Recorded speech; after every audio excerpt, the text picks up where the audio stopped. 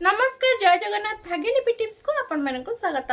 दर्शक बंधु आज होउछि 8 मार्च रविवार। आज दिनटी कुंभ राशि व्यक्ति विशेष मानकर केमिति कटिबो, आज एमानकर प्रेम जीवन केमिति रहइबो, एमानकर व्यवसायिक क्षेत्र केमिति रहइबो, एमानकर फाइनेंशियल दिगो केमिति रहइबो, एमानकर आज पारिवारिक जीवन केमिति रहइबो से संपर्क रे जानिबा। वीडियोटी आरंभ करिया पूर्व छोट अनुरोध, आपण मैंने जदि आम चैनल को नुआ आछियन्ते तेबे चैनल को सब्सक्राइब करी पाखर थिबा बेल आइकन को प्रेस करि दियंतु। कमेंट बॉक्स रे जय मां लक्ष्मी निश्चिंत लिखतु। तेबे आसंतु जानिबा आज दिनटी कुंभ राशि रा व्यक्ति विशेष मानकर केमिति कटिबो।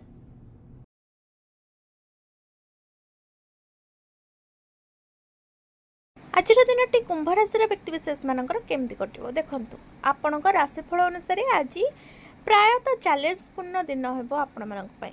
आपणक परिस्थिति रे किछि असुविधार सम्मुखीन होई परंती, जहा आपणक साधारण जीवन को प्रभावित करिवो। आपण आज आपणक चारिपाख विषय रे टिके नर्वस अनुभव करि परंती, जहा आपणक मानसिक शांति को बाधा देई पारे। यह आपणक पई निज उपरे ध्यान देबा एवं आपणक चिंताधारा स्पष्ट करिवार समय। आपणक सृजनशीलता टिके दुर्बल अनुभव होई पारे, जहाँ आपणक भावना को प्रकाश करने कष्टकर हो पारे। जदिओ यह चिंता करिवार समय नुहे, यह आपणक अंतर्निहित आत्मा को आहुरी गभीर भाव में खोलिबार सुजोग देव। आपणक जीवन छोट छोट चैलेंज गुड़ी को सुजोग भाव में विवेचना करंतु। अन्य मानक सहित कथबार्ता किछि गुरुत्वपूर्ण शक्ति जोगाई पारे।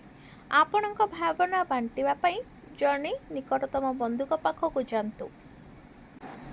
आत्म प्रतिफलन द्वारा आपण एही समय रे मध्य निजको शक्तिशाली करि परिबे। मने रखंतु, प्रत्येक कष्टकर मुहूर्त आपण को शक्तिशाली करिथाय। आज दिनटी कुंभ राशि व्यक्ति विशेष मानकर प्रेम जीवन केमति रहबो देखंतु। प्रेम दृष्टि कुंभ राशि पई आज टिके कष्टकर हेबो। आपणकर साथीक मध्य रे किछि भूल बुझामणा होई पारे। एही परिस्थिति एक पश्चाताप परि अनुभव हेबो एवं आपण को आपणक पारिपार्श्विक क्रिया छोट छोट विवरणी प्रति सतर्क रहबाकू पड़िबो। जदि आपण अविवाहित तेबे आपणकर भावना प्रकाश करने को संकोच अनुभव करंतु नाही। आपणक भावना को खोला खोली भाव में बांटिबा आपणक स्वास्थ्य पाई लाभदायक हेबो। जदिओ यह प्रथमे टिके कष्टकर मन हेबो। आपणक संपर्क में सकारात्मकता आनिबा पाई विश्वास एवं सम्मान सहित परस्पर चिंताधारा शुणिबा अत्यंत जरूरी। जोगाजोगरे सूक्ष्मता एवं धैर्य बजाय रखिबा अत्यंत गुरुत्वपूर्ण अटे। आज दिनटी कुंभ राशि व्यक्ति विशेष मानकर आर्थिक स्थिति केमति रहबो देखंतु। आपणक राशिफल अनुसार आज आपणक आर्थिक मामला पई एक हाराहारी दिन हेबो। आपणको आर्थिक निष्पत्ति नेबा समय रे सतर्क रहबाकू पड़िबो, कारण किछि अप्रत्याशित खर्च होई पारे।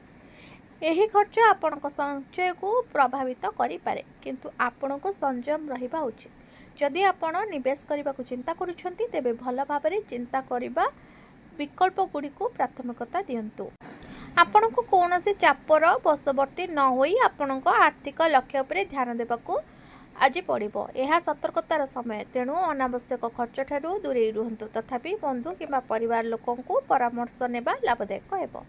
जदि आपण एक आर्थिक विवाद रे जड़ित तेबे धैर्य रखंतु एवं परिस्थिति को शांतिपूर्ण भाव में समाधान करने को चेष्टा करंतु। शेष में यही समय चिंता सृष्टि करि पारे, किंतु ठंडा मुंडरे निष्पत्ति नेबा आपणक आर्थिक स्वास्थ्य को उन्नति करिवो।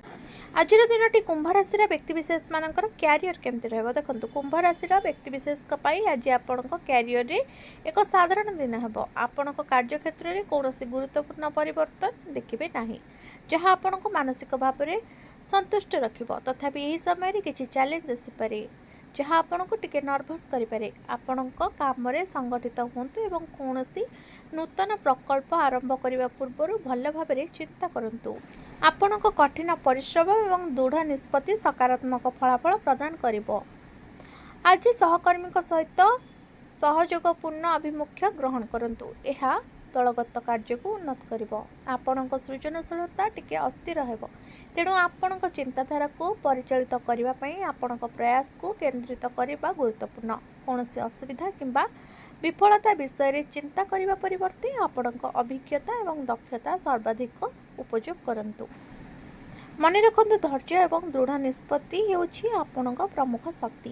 ଆଜି ଆପଣଙ୍କ କ୍ୟାରିୟର ପାଇଁ ଏକ ସାଧାରଣ ଦିନ ହେବ, କିନ୍ତୁ ଆପଣଙ୍କ ଅଭିଜ୍ଞତାରୁ ଶିଖିବାକୁ ମନେ ରଖନ୍ତୁ। ଆଜିର ଦିନଟି କୁମ୍ଭ ରାଶିର ବ୍ୟକ୍ତିବିଶେଷମାନଙ୍କର ସ୍ୱାସ୍ଥ୍ୟ କେମିତି ରହିବ? ଦେଖନ୍ତୁ, କୁମ୍ଭ ରାଶି ପାଇଁ ଆଜି ସ୍ୱାସ୍ଥ୍ୟ ଦୃଷ୍ଟିରୁ କିଛି ଚ୍ୟାଲେଞ୍ଜ ସୂଚାଉଛି। ଆଜି ଆପଣଙ୍କର ଭାବପ୍ରବଣତା ଏବଂ ଭାବନା ଦ୍ୱାରା ଭାରାକ୍ରାନ୍ତ ହୋଇପାରନ୍ତି, ଯାହା ଆପଣଙ୍କ ମାନସିକ ଏବଂ ଶାରୀରିକ ସ୍ୱାସ୍ଥ୍ୟକୁ ନକାରାତ୍ମକ ଭାବରେ ପ୍ରଭାବିତ କରିପାରେ। ଦିନର ଆରମ୍ଭରୁ ଆପଣଙ୍କ ଶକ୍ତିକୁ ସନ୍ତୁଳିତ କରିବା ଗୁରୁତ୍ୱପୂର୍ଣ୍ଣ। ମାନସିକ ଚାପ ଏବଂ ଚିନ୍ତାକୁ ଏଡ଼ାଇବା ପାଇଁ ଆପଣଙ୍କୁ ଧ୍ୟାନ କିମ୍ବା ପ୍ରାଣାୟାମ ଭଳି କୌଶଳ ଗ୍ରହଣ କରିବା ଉଚିତ। ଯଦି ଆପଣ ନିୟମିତ ବ୍ୟାୟାମ କରିନାହାନ୍ତି, ତେବେ ଏକ ହାଲୁକା ବ୍ୟାୟାମ ସମୟସୂଚୀ ସ୍ଥାପନ କରିବା ଲାଭଦାୟକ ହେବ। ଉପଯୁକ୍ତ ଖାଦ୍ୟ ଖାଇବା ମଧ୍ୟ ଆପଣଙ୍କ ସ୍ୱାସ୍ଥ୍ୟକୁ ଉନ୍ନତ କରିବାରେ ସାହାଯ୍ୟ କରିବ। ଏହା ଆରାମ କରିବାର ସମୟ। ଯଥେଷ୍ଟ ନିଦ ନିଅନ୍ତୁ ଏବଂ ସନ୍ତୁଳିତ ଖାଦ୍ୟ ଖାଆନ୍ତୁ। ପ୍ରିୟଜନଙ୍କ ସହ କଥାବାର୍ତ୍ତା ଆପଣଙ୍କୁ ସନ୍ତୁଳିତ ରଖିବାରେ ସାହାଯ୍ୟ କରିପାରେ, ଯାହା ଆପଣଙ୍କ ମାନସିକ ସ୍ୱାସ୍ଥ୍ୟକୁ ଉନ୍ନତ କରିବ। ଆଜି ଆପଣଙ୍କ ସ୍ୱାସ୍ଥ୍ୟ ପାଇଁ କିଛି ଚ୍ୟାଲେଞ୍ଜ ସୃଷ୍ଟି ହୋଇପାରେ, କିନ୍ତୁ ଆପଣ ସେଗୁଡ଼ିକୁ ବୁଦ୍ଧିମାନ ଭାବରେ ପରାସ୍ତ କରିପାରିବେ।